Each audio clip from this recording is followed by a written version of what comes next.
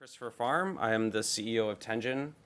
Um, Tenjin is a marketing technology stack. We basically build data infrastructures for companies to do marketing, specifically on the user acquisition side. And there's a lot of talk about fraud these days, and so one of the things that I've been asked to talk about is what does ad fraud look like? We're a very data-centric company. We build data warehouses for marketers. So we take a very specific approach around data science. And we wanted to kind of share like what fraud actually does look like. Here's what I'll be talking about today. Essentially, if you have good partners that you work with on user acquisition, you don't have to worry about fraud. Like everyone's talking about fraud as this mysterious thing. They think fraud is everywhere. It's in the press. Honestly, it's very bifurcated. If you have good partners that you work with that give you good users, generally speaking, they don't have any fraud in those networks. For example, if you're working directly with Facebook or Google or Pinterest or Snapchat, it's all their inventory. There's no ability to really inject fraud anywhere in that stack. And so when your data is off, like between the different analytics tools that you're using, you probably have like several different dashboards. It's likely not fraud. It's probably some other thing that you're experiencing. And which types of ad fraud hurt the most, and I'll go through like what that looks like when you actually have to look and detect for fraud. Specifically when you're acquiring users from your different ad networks or ad sources. It's like insurance. You want to just check to make sure that each of your ad sources and all the places that you're buying from make a lot of sense. And there are certain metrics and KPIs that you can look for to see if it does. We'll go through an example and tell you how to, like, once you find fraud or if you find fraud, we'll tell you what you can actually do about it. Nobody wants to pay for it. I already talked a little bit about this. We basically build a single solution to measure mobile marketing ROI. We build the growth infrastructure underneath all of that type of marketing technology. We essentially look at all of the clicks and impressions that you get when you run across all of the digital marketing channels for every single user. And then we attribute them to those sources and track all of the post-install events for your mobile applications. That will allow you to track ROI. This type of infrastructure also gives you a data warehouse where you can go through all of your user data. You can see the entire flow of a user. And you can do things like track fraud. Some of our clients, we work with a lot of gaming apps. You can see here, these are the top 10 free gaming apps in the App Store. We work with 8 of them. They use our full stack. So it's very likely that you don't have to care about fraud. I just want to make this point again. If you're working with really good channels like Facebook, who have their own inventory, control their inventory really well. There's a lot of good premium ad networks out there that work directly with publishers. With their SDKs, they vet all of their publishers really well. So all of the ad inventory that you're buying on these premium type of channels have very little fraud, if none at all. As you move more toward wanting to scale your company after those premium channels run out, then you're going to start running into places that are a lot less common, and that is where you'll find a lot more fraud. But I recommend companies start all the way on the left-hand side when working with buying installs for the first time. Just work with the premium guys. You won't have to worry about fraud at all. It's only when you start to want to get like tens of millions of installs a day when you have to really start thinking about fraud. And so there's this spectrum of where fraud sits, and it mostly sits on places that are not like controlled by the actual publisher. This is a common thing when your data is off across multiple dashboards. You might have like an analytics tool, you might have like an ad network tool. A lot of people will sort of blame fraud as the reason why this happens. You might be using some kind of analytics tool that reports 900 installs. Maybe you're looking at even Apple's analytics or Google's analytics, and they report different things. It's usually not fraud. It's usually some other problem, and it's this weird thing that people constantly hear in the news about, oh, fraud this, fraud that. This is why you're getting all these installs, but they're not anything. So really the issue is that people just attribute like, oh, 100% of this discrepancy is fraud. But really it's only like 5% of the discrepancy. There's a lot of other issues when you're setting up your dashboards that can cause your dashboards to not align. So for example, you want to like match on data aggregation. You want to manage your campaigns properly. Did you set up your tracking links okay? These are all things that happen in between, and human error is really a lot of the issue when understanding the data discrepancies that you're seeing across the different dashboards. And so when your data is off, you usually should check your internal ETL processes first, check how you've engineered your data to show and report on, and just double check that all your campaigns are set up correctly to report properly. Because 95% of the time, this is what's happening and it's not fraud. So just in case, what should you be looking for when you are when fraud does happen? And my personal perspective is to look at the raw device level data to really prove it out. You can buy all these fancy dashboards from companies that say, oh, we have this fraud dashboard, here are some analytics, here are some KPIs that we measure to detect fraud. For example, time to install is a metric that people will look at. Install rate, like from impression to conversion, is a metric that people will look at. But all of the aggregate data can actually be manipulated to a perception of safety. What you really want to do is have your own data warehouse. You want to have your own database of all the interaction a user has with your clicks, your impressions, all the way through your install, to measure it yourself and figure out if sources are actually fraudulent or not. So a little bit more into the weeds about what you can do to detect fraud. There's different levels of detection for fraud. It's a spectrum again. From attribution fraud, which is probably the most harmful and the most obvious when you see it as fraud. For example, time to install. When you click on an ad, you want to be able to know, like if you download an app after you clicked it within less than a second, that's like a very high red flag that something's happening. Like nobody can install an app that quickly.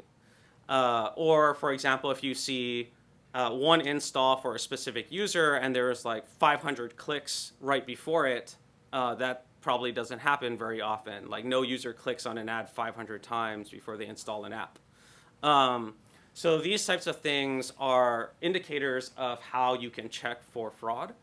And again, like you want to have all the device level data in a database to check for this. And you want to see if it comes from a specific site. You want to see if it comes from a specific ad network or a specific channel that you're acquiring from. But the key is to have all that data so you can make your own decisions. You don't want to rely on dashboards or third parties to be able to give you this, because it can all be manipulated. So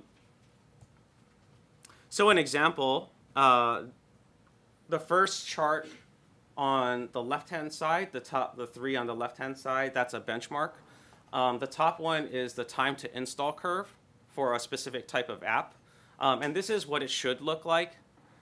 Essentially, it should take you roughly 300 seconds. Anywhere for this specific app, it takes between like 50 to 300 seconds to get a lot of the installs between click and install. So you click on an ad and then you install the app. That roughly takes for this app around 50 to like 300 seconds. It does depend on the app size. So if you have like a really large app, it takes a long time to download. This curve will be different. So all to say, again, like raw data is important because every app is different. You need to know your app and like what app performs under certain circumstances to like download. So you can see though that when you filter for certain networks that the time to install curve changes. And in a fraudulent network, for example, in network A, you can see like large spikes that are sort of deviant from the norm. These are ways that you can like identify and detect fraud as like your insurance mechanisms. And so what do you do like after you have identified that, oh, there are these red flags, like I just paid for all these installs, but I think they're all fraudulent. What do you actually do? It turns out there's a lot you can do. Ultimately, at the end of the day, the TLDR is you don't pay for it. So just don't pay the invoice. Like that will immediately signal to the ad network or the channel that something's wrong. They'll probably call you, and then you just say, look, I looked at all of the raw data. Here's the red flag that I had, and you essentially get your money back. They will work with you in most cases to figure out like which specific installs had fraud and which ones didn't. And you might end up paying for the ones that weren't fraudulent, and that's fine. But essentially, you can negotiate with them to understand like which of your users are causing fraud and which ones are not. And there's a lot of examples like this in the media. Procter & Gamble, for example, cut $200 million in digital ad spend, all related to the fact that they didn't have like transparency in their user level data. Once they started to understand this transparency, they actually took this $200 million and put it elsewhere and increased their reach by like 10%. So this is like a very extreme example of a really big company being able to force their hand. But honestly, like app developers out there should be aware that they should only be paying for traffic that is not fraudulent.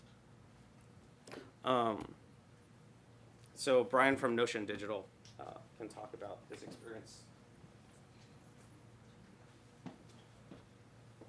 Hey everyone, I am Brian Setaro. I am the founder of Notion Digital.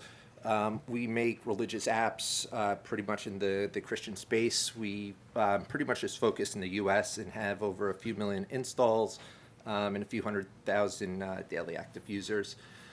We've been using Tenjin pretty much since our inception, and what I'm going to do is go through some real examples of how we've used Tenjin to identify fraud and catch it on an ongoing basis. The basic way we use it is we use it just to look at all the post-install events. We don't look at TTI like Chris was just talking about. We look at everything from install downwards. And the way we aggregate it is at a combination of ad network and then sub-ID. We find that all of these metrics are usually very common. So this is what our main AdWords traffic looks like. For our affiliates out there, we doctored the names of it, but that is some of the real data. The key part is you need to document absolutely everything that you do inside your own traffic. So we see that Facebook AdWords on usually install target campaigns, they have very similar metrics all across the board. So here you can see tutorial complete and the other post-install metrics. This is what it is for AdWords, and our Facebook traffic is very similar. Once we establish what it looks like, we then compare it to our affiliate traffic. It's best to automate this or do some sort of script for it. But here is an example of an affiliate network. And you can see it kind of lights up like a scoreboard. Different events just don't even come close to matching up to our normal. I'll go through a couple more, and you can easily see the type of fraud it is, like Chris was mentioning. On this one, you can see that it's incent fraud. It's fraud that usually has very active top of the funnel metrics, like tutorial complete, and then it really tapers off really quickly. Incent is download this app, we'll give you 5 free gems in Candy Crush or something along those lines. And you can see that the user just disappears after they complete the tutorial, because most likely that's what the user was incentivized to do. And then all the 5 parts down on the right, they're all pretty much 0 because the user never comes back to the app after that initial install. One of the biggest types of frauds we've seen probably over the last 12 months or so has been bot traffic. This is where some sort of device is spoofing all different types of events. This is usually pretty easy to catch because there's a lot of data that just doesn't make sense. For example, you can see tutorial complete has an insanely high completion rate, even higher than our normal traffic. Then there's another random event, the last one, a button being tapped on screen 3, but then everything in between doesn't have any type of action on it. That's mostly because these bots programs don't know that we're looking at every single event, and they only chose to spoof a few of them. One of the other weird ones we've caught is looking at, you can utilize out-of-the-box metrics from your MMP or any other type of analytics platform that you're using. It's not looking at post-install events, but you can look at other stuff like OS version, you can look at app version, etc. Here's one where, so Android has 25 versions of their OS out. And then recently we saw that we had 90% of traffic coming from some particular sources. 90% of it was coming from a version of Android that isn't even available anymore. So you can look for metrics like these. Like I said, OS is one that we use pretty regularly. If you look at your app version, whenever you do an app release, see if there's certain sub-IDs that aren't doing an upgrade. Those users most likely are on a previous like APK that will get dinged. One other thing I should mention too is our apps are all ad supported, so there's not a lot of in-app purchases, which is why we also look at all of these post-install events like this. A couple highlights, just to summarize, is always mark what your users are doing. Make sure you tag every single event in the app. This will allow you to see those authentic users versus the fraudulent ones. Just because you go to a CPA model with your app affiliate doesn't mean that you're going to eliminate fraud by any means. It's still very prevalent, and those CPA events can be spoofed as well. Another key part is our philosophy is we like to keep all of the events pretty close to our chest. We see that once we start allowing those events to get out there, saying that like our tutorial rate completion is 65%, pretty soon you're going to see all your affiliate traffic, all that tutorial rate is going to get very near what your target is. And then regularly review the data. Don't let large gaps go. It's always easier to fight fraud whenever you catch it. And then there's usually less back and forth with your affiliate network on any type of chargebacks. And then in closing, like Chris, we also have our own Procter & Gamble story. We cut affiliate traffic out 3 months ago, largely because of all of the fraud issues. And going to Chris's earlier slides, we were going over to all the traffic sources that were on the left, where we know where the quality is really coming from. So Facebook, AdWords. And I don't think it's a coincidence. We're coming off of our best 2 months ever in terms of revenue and profit. And that's because we cut out affiliate traffic. So like Chris also said, don't always focus on trying to get max installs. Yes, it's nice if you have a studio budget to go out and get millions and millions of installs. But if you don't, you're a smaller shop like us, focus on quality rather than trying to go for those huge number of installs. Thank you very much. Do we have any questions for Christopher or Brian at this time? Right in the back here.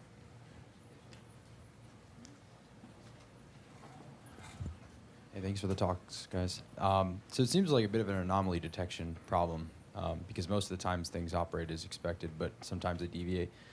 Have you guys considered any algorithmic approaches to identifying these anomalies, or do descriptive statistics like you were showing on the screen basically suffice to tell you something's off?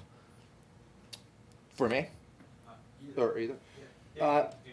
Yep, sure. So, I mean, we pretty much just look at all the data, and then we use automation scripts to detect it, and then we'll see if it's within certain percentages of a particular metric. And then we'll see if there's 5 different events or 10 different events to see what our level of confidence of fraud is in it. So at Tenjin, one of the things we do is we empower our app developers by giving them all of the data at the raw level, so they can see like this user clicked on this ad, this user clicked or saw this ad at this time. They can track all of the events, so they can see like this user came in and installed. They can do their own analyses, but we can also provide them with these types of algorithms that can help them as well. The key for us is to just like give transparency to the app developer. Like, here's everything that the user interacted with, either your ad or your service, so you can make your own type of decision on whether or not it's fraudulent or not. We have time for one more question here.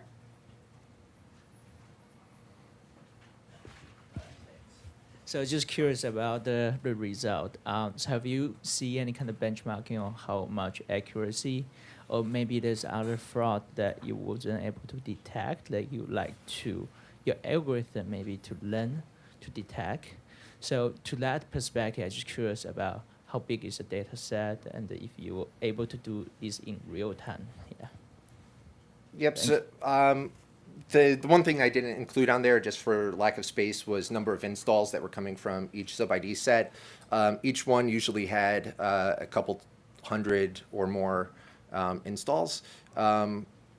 So the size was pretty good in our estimate. So one of the other things too to look at is you will see that different sub-IDs, like you might have sub-ID 001 and then sub-ID 0002, they'll be very reminiscent of each other. So affiliates will just split out the sub-ID traffic. Was that your question, or did I? And also, maybe just one kind of comment on the next step, right? Sounds like you have the kind of normal detection, but I just want to know about how well this actually perform in this accuracy of actually detecting the fraud. Or maybe you comment on a few categories, so whether you will be also able to detect some other category that you want to, but you wasn't able now. Or maybe because the fraud pattern will change either. Yep. Right. So what would be some of your strategies to tackle that? And so just want to know how flexible is your current approach to COG in the long run? Okay, I think I got it. So yeah, I mean, we have the flexibility to kind of tag everything. This was just a little portion of what we look at. We're looking at probably 30 to 50 different events, and then even the times in between them in a lot of time. So, I mean, there's flexibility in that sense. We're not necessarily catching everything, we realize. But what we try and do is, this tactic is to catch the most egregious actors. So. Yeah, what we've seen at a broader level from all of our app developers, they all detect fraud in different ways, and they all have like similar ways to detect fraud as well. Fraud is a tremendous rat hole. Like, it's a leaky bucket that never gets plugged. In fact, like as soon as someone figures out how you're detecting fraud, they'll literally just like do something else. That's like what fraudsters do. Like if you can detect their fraud, they'll just be like, well, none of my traffic's going to go through, so I'm going to go do something else, and you have to like adapt to it. So really, our perspective is that we actually see our developers changing their tactics to detect fraud all the time. And that's the reason for it, is because when the fraudster realizes that their traffic's not getting through, they're going to try something else to make it get through. And this is why our perspective is you can't build like a dashboard for it. Like, it's always going to change. So you need the raw level data to say, okay, how do I continuously monitor for different types of signals of fraud? And it's going to differ by app too. Like I was saying, the one instance would be if you have a really large app, that's going to be a different time to install than like a very small app. So it's all case by case. But if you start with all your data, then that's what it is. You're starting with ground zero. That's all the time that we have for questions. Can we get a round of applause to thank Christopher Farm, CEO of Tenjin, and Brian Setaro, CEO of Notion Digital Media?